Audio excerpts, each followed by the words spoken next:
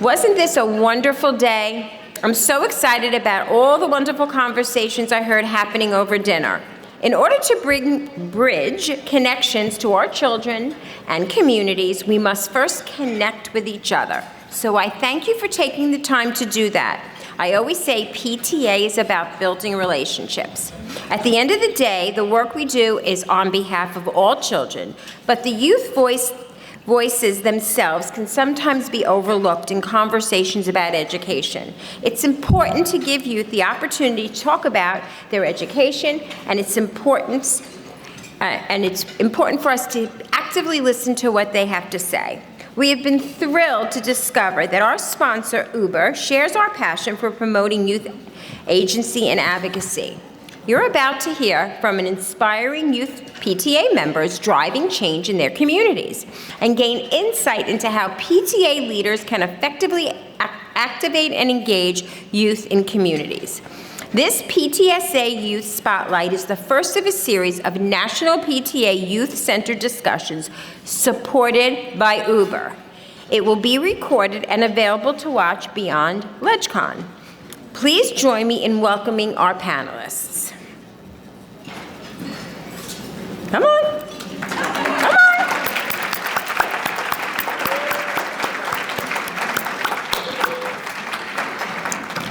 I'm going to turn it over to Laura Mitchell, who is our moderator for the evening.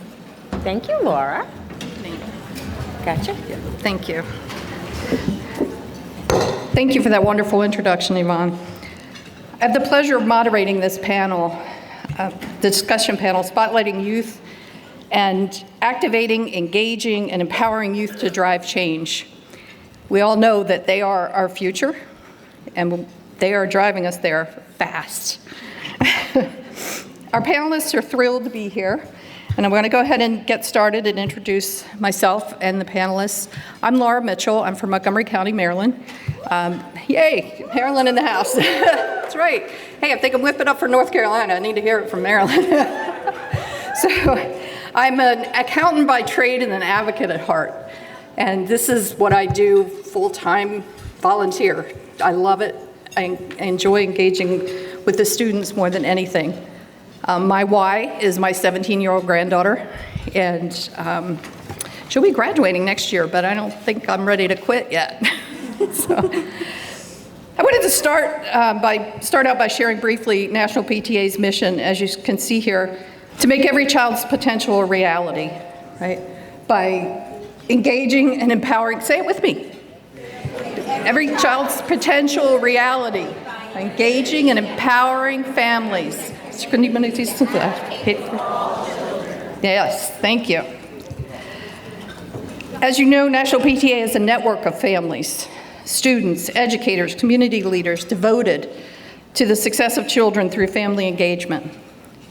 There are nearly 18,000 local PTAs in the U.S. and abroad, and over 2.5 million members in PTA, committed to making every child's potential a reality through advocacy, strong families, schools, community partnerships. It takes everybody, all of us working together. National PTA supports 11.3 million students, 59% of which are students of color. 698,000 teachers, 42% of which are from Title I schools. 50% are suburban, 35% in the city, and 15% rural populations. So we're diverse. We cover everybody everywhere. So advocacy is at the core of National PTA and the thread that runs through many PTAs and state leaders across the country. That's what PTA is about. And that's the message that we are driving across as we do these activities, coming here, going to the Hill, talking to our legislators. We're on a path to ensuring that student voices are embedded in the work of National PTA. We want to continuously hear from the students, from young people that are informed by other young people, and that we be informed by the young people. Listening is our best skill. We want to continuously hear from young people, and to that end, we're excited to bring you this workshop tonight.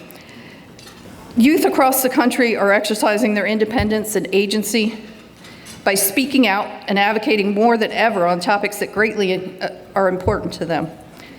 From teen driver safety to youth mental health, substance use prevention, gun violence prevention, and climate change, and everything in between. Our goal today is to spotlight our youth PTA and PTSA members and hear how they are driving change in their communities and gain insights about how PTA leaders can effectively activate and encourage youth in the communities, in your communities. So we're going to start with our introductions. First we have, and they're not in the same order, but Paul St. Pierre from Voorhees, New Jersey. Thank you. Thank you. Thank you very much. Paul is a member of the New Jersey State PTA. He was nominated this year for National PTA's Youth Advocate of the Year Award. Woo! Congratulations on your accomplishments, being recognized and uplifted. Next we have Radit Teshu and Eleanor Widows, both from Sammamish High School in Washington State. More powerhouses. They're both also were nominated for National PTA's Youth Advocate of the Year Award. And congratulations on your accomplishments being recognized. And we have Layla Bitchecki from Clarksburg, Maryland. Woo! Maryland in the house again. She is a member of Clarksburg High School PTSA and Wheaton PTSA. She's very active with the Council PTSA, MCC PTA. So we're very excited to hear from all of you about your accomplishments and answer some questions to help inform us. So we're turning the tables here. They're not here to learn from us. We're here to learn from them. And there is a quiz at the end, so pay attention. All right, so let's get started. I have a few questions. The first question, we'll start with Layla, and because you sat in that seat, so. Our first question, tell us about your school community and advocacy efforts. Well, I really found my voice, I would say, in 9th grade. That's ironic that I'm saying that because I kind of lost my voice. But I found my voice in the 9th grade, and I started with advocacy for the environment as well as queer rights. But I really found my niche in advocacy for substance use and tobacco control. I am a youth ambassador for the Campaign for Tobacco-Free Kids. And last year I started my own statewide nonprofit called MSAD. Thank you. Called MSAD, Maryland Students Against Drugs. And I started it, my best friend and I started it because there was an epidemic of fentanyl overdoses in my county, and students weren't aware, parents weren't aware, even teachers and other school staff were not aware. And we were being left out of the conversation, as well as not being given the resources to protect ourselves. Nobody knew what Narcan was, and instead of using it in health class or teaching about it as a preventive method, they were giving it to us now that the issue was occurring. So my friend and I, my organization, we use education, policy change, and resources to bring that to the table to support those, to first of all, lessen substance use in Maryland and support those who have been affected. Thank you.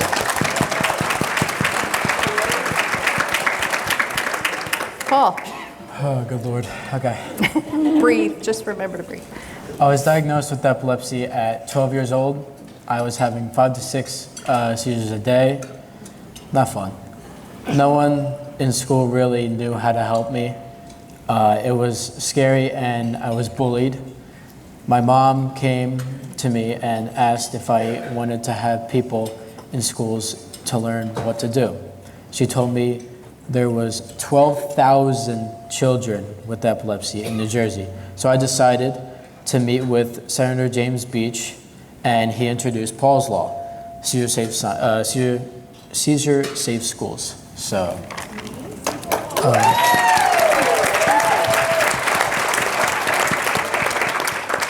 5 months later, in 2020, this bill was signed by Governor Murphy.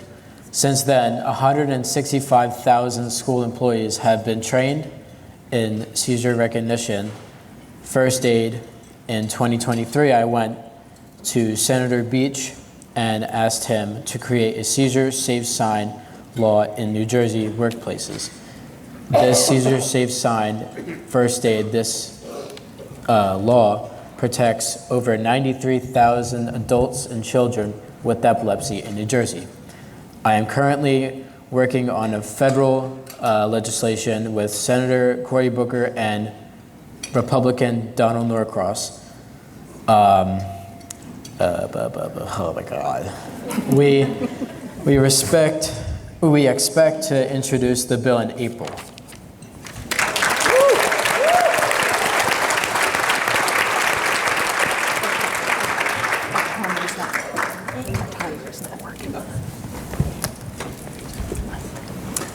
Eleanor. Hi, so my name is Eleanor. Renee and I work together on our advocacy, so I'll touch on a bit and then she'll definitely build off on me. But we are both a part of the Sammamish High School robotics team, and this team was informed after we had just made it to Worlds that we would be losing a third of our shop space because the shop teacher no longer wanted to share it with us. Obviously, this made us incredibly disheartened, so we started working within our school to secure our shop space. After that, we had a lot of teams come up to us and say, this is wonderful, but we don't have that at our school. And then after we got it secured on somewhat of a district level, we got other school districts saying we don't have this secured in our district. So that's why we worked for the conceptualization, sponsorship, and then finally passing of Bill 5617, which fosters a CTE opportunities for CTE extracurriculars to get CTE credit. This is important because in Washington State, the way that football teams and teams like that are guaranteed their space is because they have PE credit. Now we are working with other states to make sure that whatever gives those sports teams that security in their state can also be given to teams like robotics that build those skills and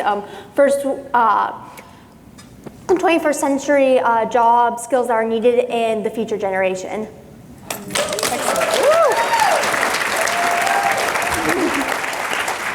Okay, so she covered basically everything, but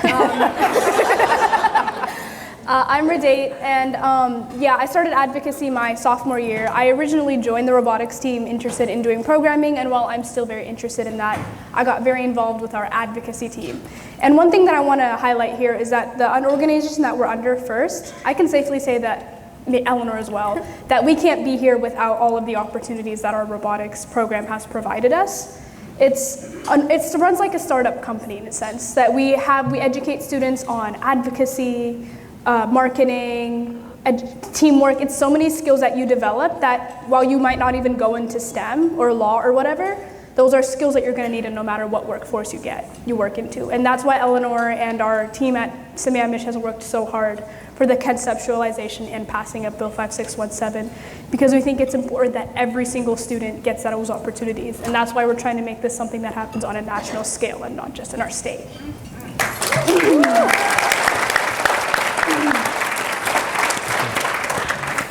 Are you astounded yet? Impressed. I am too, very, very much so. So let's move to our next question. Question number 2 is, can you highlight the community impact and awareness that you've raised, and how did you know that you were successful?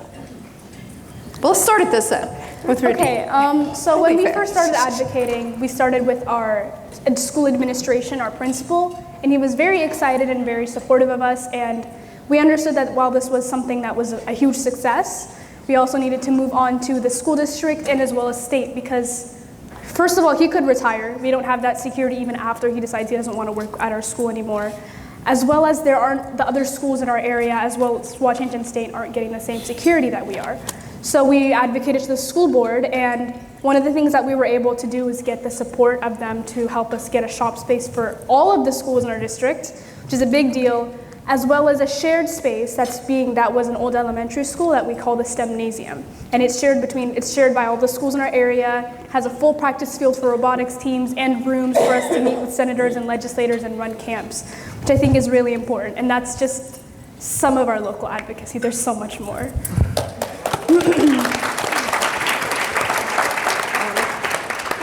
I have so many anecdotes that can highlight just all of the changes we have made, but one that I think is very important is that there's a team in our robotics district, right, which spans the entire Pacific Northwest, and this team was known for being, very much a very successful within the region.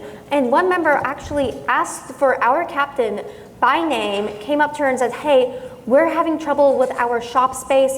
I'm a senior, I'm graduating, but I love this team and I want it to continue. What can we do?" And I think showing that we were the team to go to for that and we were the team that could help them with that really highlights a lot of the work we've done. Additionally, we do a lot of work on the elementary school level, and I just have to say, seeing kids that go to the camps we run, that get involved with Lego robotics, and then end proudly showing their parents what they have made and telling them, "I'm going to do robotics," or "I want to be an engineer," and seeing so many kids that start the camp disheartened and don't think they can do it and then end, it means so much.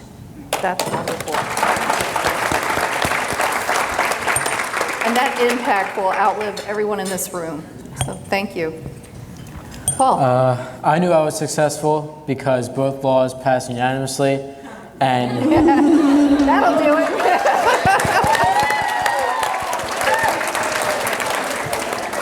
and we have trained 165,000 people and counting.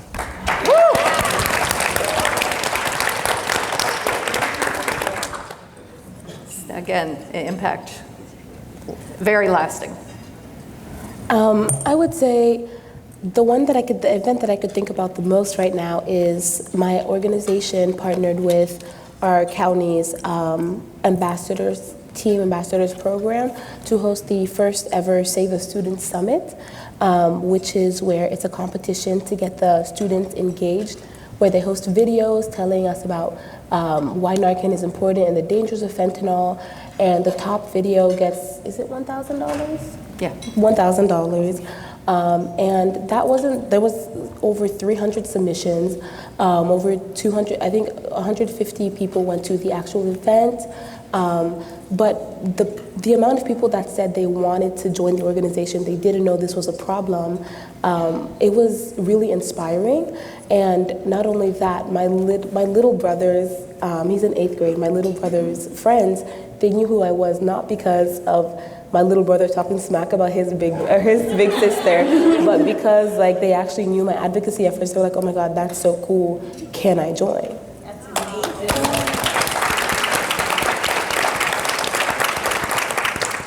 Layla's also very humble and won't say how involved she's been with the forums that we've been doing to inform families, inform students about the dangers, train them with Narcan, let them leave with Narcan. We got the policy changed in our district that students can carry and use Narcan in schools, and it has worked. They are saving each other's lives.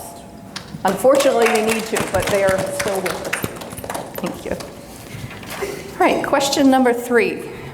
Start, Paul? This is, if not, we can choose somebody else.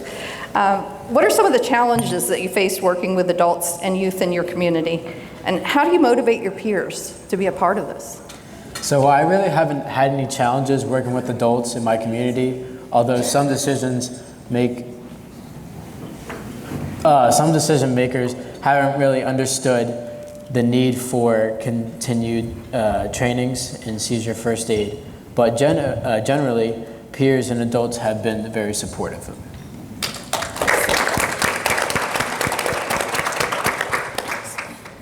Eleanor? Yes, one thing I will say is, unfortunately, I'm going to be incredibly blunt, but sometimes working with some adults makes me feel more like a prop than an advocate. So, Tell it. but it's true. I mean, like I said, our robotics team was actually being highlighted to our school. It was being brought up at freshman orientation as this amazing thing that their students could be involved in. And yet at the same time, you had the students fighting to keep that program alive. And being in situations like that simply feels absurd. One thing I kind of compare it to is, imagine if you had all the cats in the country get together and they have a dog convention to discuss how they're going to help all the dogs in the help all the dogs in the country, but the dogs aren't even in the room. So often it feels like that we as students, there's all these discussions about how we're going to help the students and how we're going to help the students advocate, and yet you're not listening to what the students want. And I think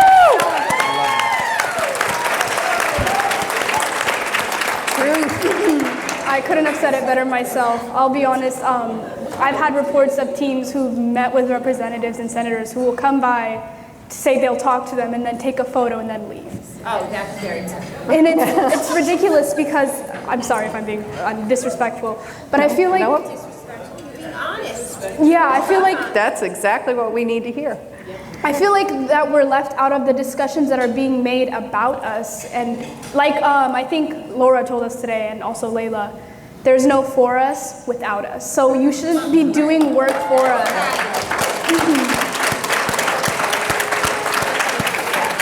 Yes. One of our school board members, a former council PTA president, coined the phrase, "Nothing about us without us." And that is exactly why we have you here. So thank you, and please tell it like it is. Paul, we'll just keep coming down this way. Oh, number 4? It's Layla. Did you do 3? I'm sorry. We started with you. I would say some challenges, like you said it perfectly. I'm just a prop. All of our students were just a prop. I'm very fortunate enough that Montgomery County, they just keep producing student advocates. I don't know what it is, but everybody in the county is a student advocate, which is great until somebody wants to have something for advocates and saying, oh, it's made by the youth, it's hosted by youth, and then they go micromanage everything and just say that, okay, yeah, like this, but just let me do it. We can put your face on it. Just to say that, oh, I've worked with children. And now the other part of that is because of that, it's hard to convince other youth to work with us because they just believe that they won't be listened to, which is fair. I remember when I told one of my friends at the time I was starting this organization, he was like, you're completely delusional. It'll look nice on college applications, but you're not gonna make any change. And I see why he said that now, because it's so hard to be listened to, which is why we don't see as many youth, even here. There should be more youth. I love all of you guys that I met, all of you, but there should be more here. You're absolutely right, every one of you. And we'll try to do better, I promise. So, for question number 4, I think we may have already answered this one, but I'm sorry? I think you probably have a few more things that you can add to this. A little bit. Yeah. What do you want PTA leaders to know about effectively engaging with students and youth? Would you want to start this question? Sure. Either one. I think Radit has not started yet, so we'll start with you. Radit, I'm sorry. Personally, like we said earlier, you need to involve the youth, as well as I feel like there's a conceptualized idea or stereotype that youth are careless or lazy or don't care.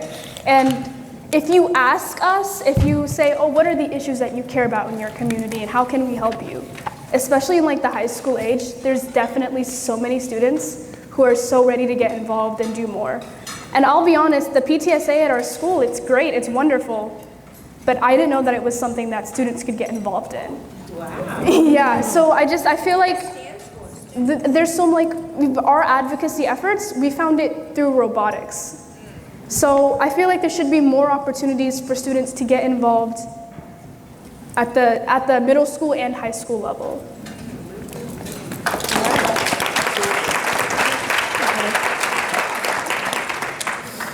My answer to this question would be that all youth have something to say, and it's not just the student advocates who deserve to get the information. Like I said, Montgomery County produces student advocates endlessly, but for those, it's the same people at the events, the same people at the forums.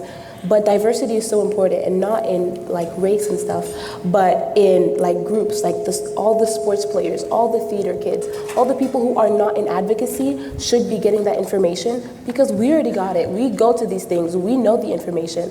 The people who need it the most are not the people being reached, and and that's the most important part. And you can't say, oh yeah, I've tried to get this information across.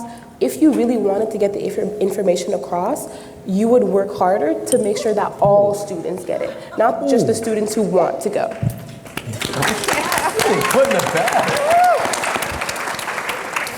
Okay. Very powerful. So I want the PTA to know it would be great to have a specific goal or ask of the students to engage them, but always remember nothing about us without us.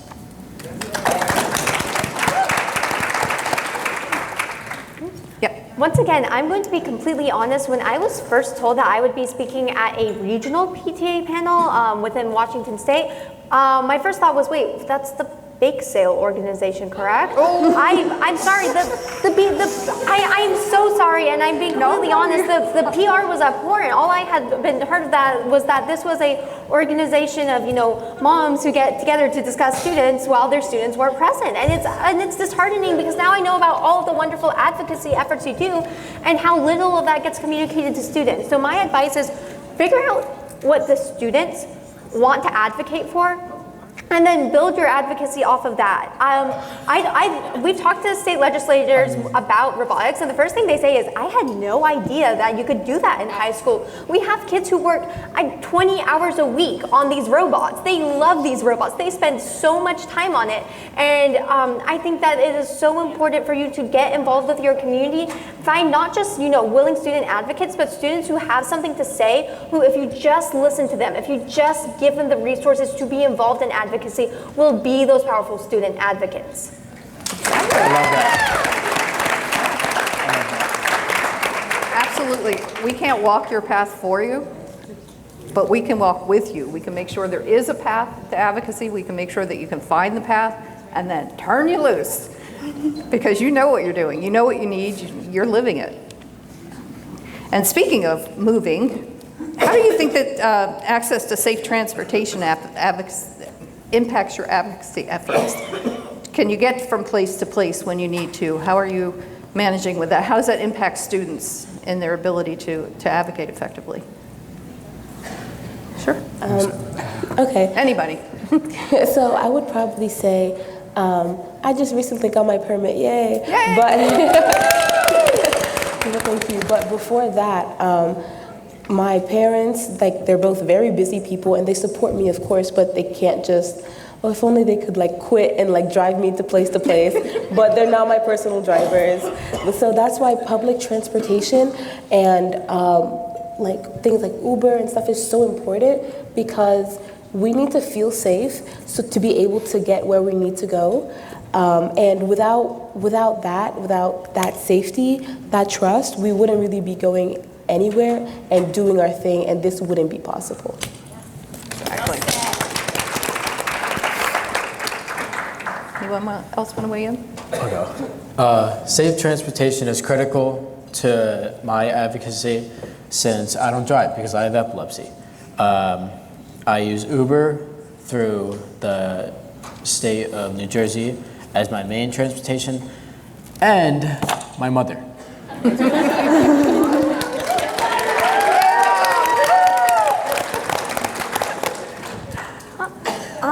I actually have a really straightforward story about this. We met with a team in Oregon when we were trying to learn about the issues that other states dealt with when it came to robotics, and the first thing they told us was, yeah, we can't get to competitions because we don't have buses. There wasn't enough transportation, and these extracurriculars, when I say that some of the activities that students do in high school can completely, change their career path, access to these events are so important for the youth of this country, that being able to have exposure, not just to the team, but the team events is so important. And then within advocacy, the fact that we have been able to travel to Olympia, that we have actually been able to travel to DC is such a blessing. And actually the two of us are here because Uber sponsored us to be here, and we would not be able to come to this event otherwise. So I would definitely like to thank them personally for this safe transportation.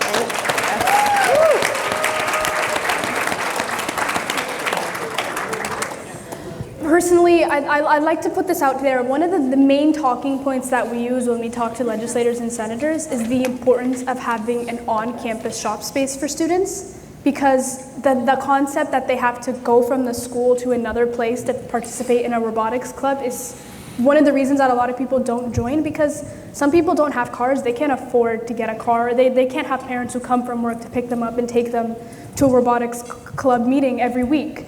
So I do think that equitable and safe transportation is absolutely important. And I also like to give a shout out to my mom for driving me to all of these events and then also coming here with me. Mom's Taxi is a huge franchise, right? It's nationwide.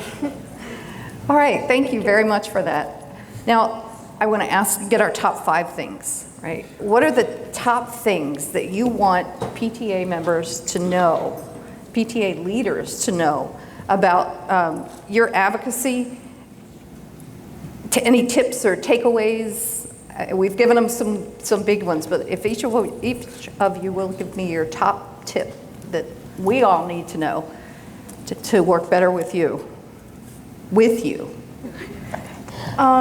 That's it. My one thing is with us, not for us. So, I mean, yes, for us, but also include us in those conversations. I really want to emphasize how important it is that youth are involved in the conversations that are being made about them and for them. Because we want to make a difference. We want to help make changes. I wouldn't have gotten involved if I didn't know that it was, I was literally dumbfounded when I found out how easy it was to email a senator and representative and have them come see you in your school and talk to you about the issues that you have. And they're a lot more interested to listen to what students have to say because they're the future. We're the ones that are going to be running the companies and all of the things that are happening in the world in the future. So why aren't we being involved in the things that are happening? Exactly. Come right back down this way. Go, Eleanor. So one of the things that impressed me to learn about the PTA was that it is the oldest, interest group for children. And I think what's important to take away is that the PTA is just that. It is invested in the interests of the children. And what that means is that when you're looking for what to advocate for, what to target, you do have to listen to those children voices and listen to their interests. If you listen to what your children have to say and what they're interested in, and you're like, well, that's kind of boring. Maybe you're not listening hard enough sometimes. So much of this, and my top thing to know is just, you need to listen to the children. You have to.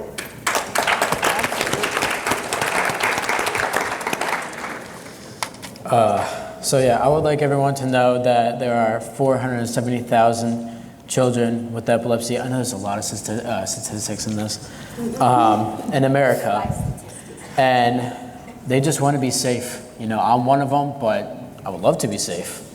As long as I have my mom with me and everyone else, I feel safe. I'm good.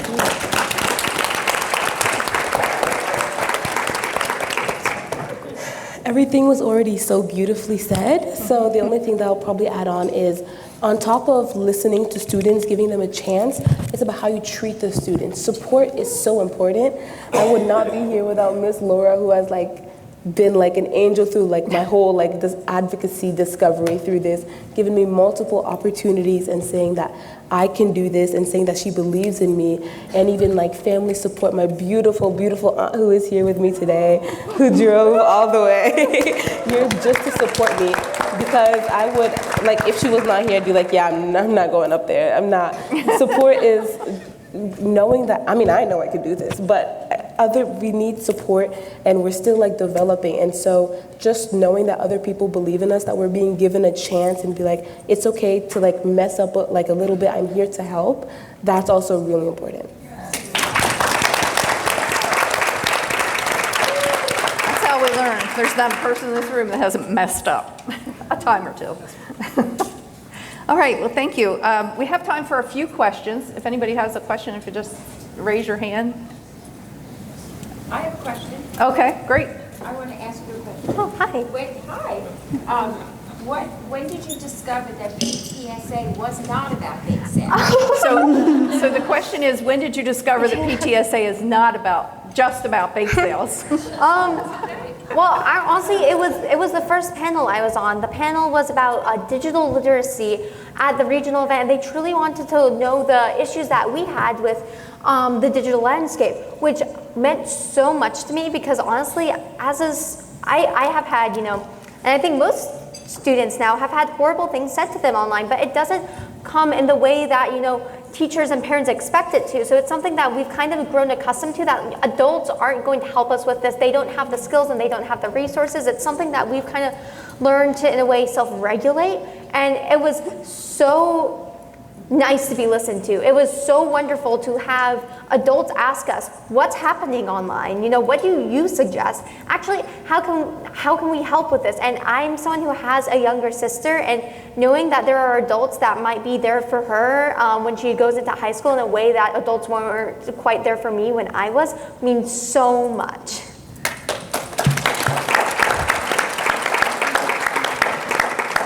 Hello. So this is not a question, but a thank you, and maybe a prop to flip the switch. Thank you for sharing that when you talk, adults don't listen. So flip the script next time. Everyone, as parents, we're often, oh, I asked my kid what happened to school today, and they say, nothing, right? So the next time someone makes you feel like that in a room, use that exact example. You are making me feel how you feel when you ask your kid what happened at school today, and they say nothing. Because my voice is just as important as yours, especially when you're advocating for me. So thank you so much for sharing that. And you covered your mouth because you were a little bit embarrassed, but thank you, and own that, because that's what we need to hear when we're advocating with you, for you.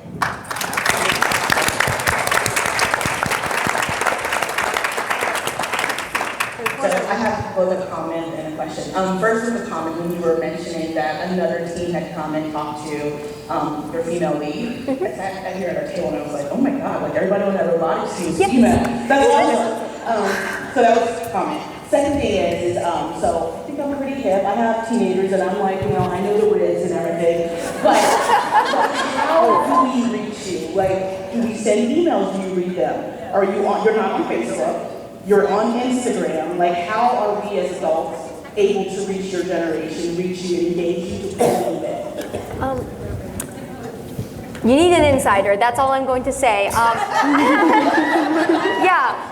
going to be honest, every time I see an effective social media account, it's almost always ran by someone around my age. And I've seen, there's an account I follow. It's a company that makes those machines that lift giant cargo boxes. Yeah, I'm never going to buy one of those, but their Instagram account is hilarious, so I follow it. And but really you need to find find a youth that's interested and already invested in the topic and ask them, because they will have ideas. Actually, if you guys want to follow the Robototes on Instagram, Robototes, ROBOTOTES. We have an Instagram account where we make content about robotics, and it is ran by my friend who's 17, and she just kind of scrolls through TikTok for a bit, finds an audio or a trend, is like, this is funny, I can make this related to robotics, makes a video. We've gotten over, I think, 20 million views now, so it's doing something. I would also say having honest conversations is a big part of it. I know my mom, when she talks to me, she's like, okay, let's have a serious conversation about drugs. Are you doing drugs or anything? And she's like, yeah, I grew up in the 80s, drugs were common, blah, blah, blah. But that's not saying anything to me. If you want me to open up, you have to open up too. It's a two-way communication street. And then and she has, which has helped me so much. She has gone into depth okay, I was persuaded to when I was younger. This is how I dealt with it. You should do it better than I did. And I know it's hard because of this, this, and this. And so just that two-way communication, open up to me, I'll open up to you. That's how it goes. All right, excellent. Hi, my question is for Paul. Thank you. I can't see you. Hi, Paul. Hi. I don't know anything about epilepsy safety, and I was wondering if you had a couple things that you could share with us, or maybe a website that you could share with us. Perfect. No, I will. So if you go on Facebook, all right, I'm gonna stand. So if you go on Facebook, Paul's Purple Warriors, what is it, NJ? I think that's, yeah. Or not. Paul's Purple Warriors NJ, that's my Facebook page. Yeah, if someone is having a seizure, you don't panic, you turn them on their side, you don't put anything near their face or in their mouth, because you'll probably get your finger bitten off. And you stay calm and time it. And if it goes into 5 minutes or over 5 minutes, you call the cops or call an ambulance? EMS. Yeah. Okay, great, thank you.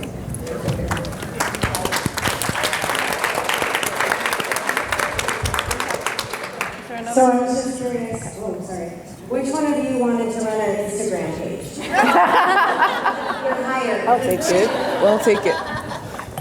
Okay, next up we have Yvonne Johnson coming back up for closing remarks.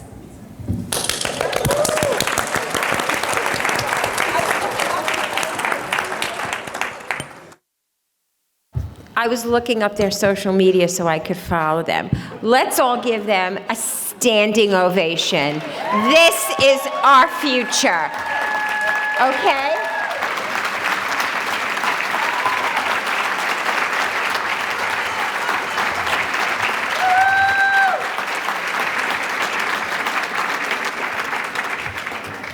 Thank you so much. Your words were very inspiring. I don't think there's anyone in this audience tonight that's not going to go home and think about the importance of the youth voice. Thank you so much, and thank you to Laura. Big shout out to Laura for moderating. Okay. Thank you so much to our sponsor, Uber, for making this panel possible. It has been so inspiring and enlightening to hear from our youth voices who are directly impacted by the work we do. National PTA hopes to continue to spotlight youth voices as we recognize the critical need in having all family members at the table when making policy decisions. But we can't just say it, we have to do it. So we have to walk the walk. Thank you so much. We really appreciate you. Just